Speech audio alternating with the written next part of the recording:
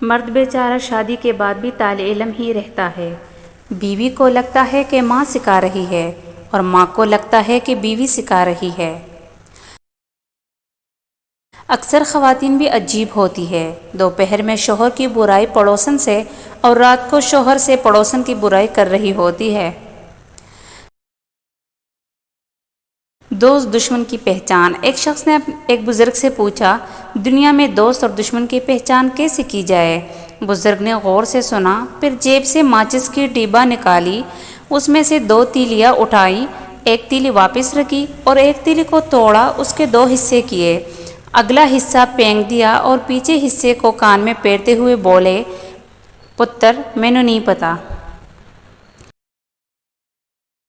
Middle class محبوبہ کا ایک مسئلہ یہ بھی ہے کہ اس کی گود میں پیار سے سر رکھو تو وہ جوں ہی نکالنا شروع کر دیتی ہے۔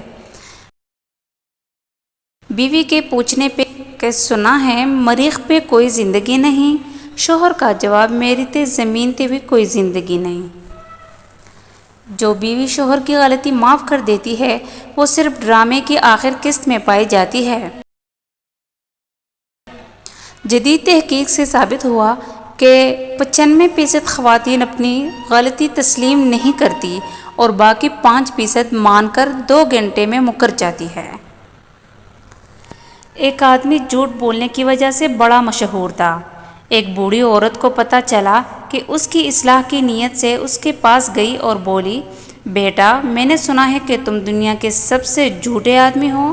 آدمی بولا، دنیا کو دفع کرے جی، میں تو آپ کو دیکھ کر سخت حیران ہوں کہ اس عمر میں بھی یہ حسن، یہ جمال، یہ دلکشی۔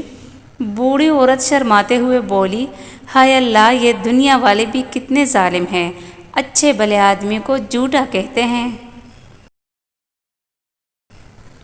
ایک شخص چھینک روکنے کے لیے طرح طرح کی منہ بنا رہا تھا۔ ساتھ بیٹھے آدمی نے کہا، بھائی آپ چھینک کیوں نہیں لیتے؟ اس آدمی نے کہا، بھائی میری بیوی نے کہا تھا کہ جب تمہیں چھینک آئے سمجھو کہ میں بلا رہی ہوں۔ دوسرے شخص نے کہا، تو اس میں پریشانی کی کیا بات ہے؟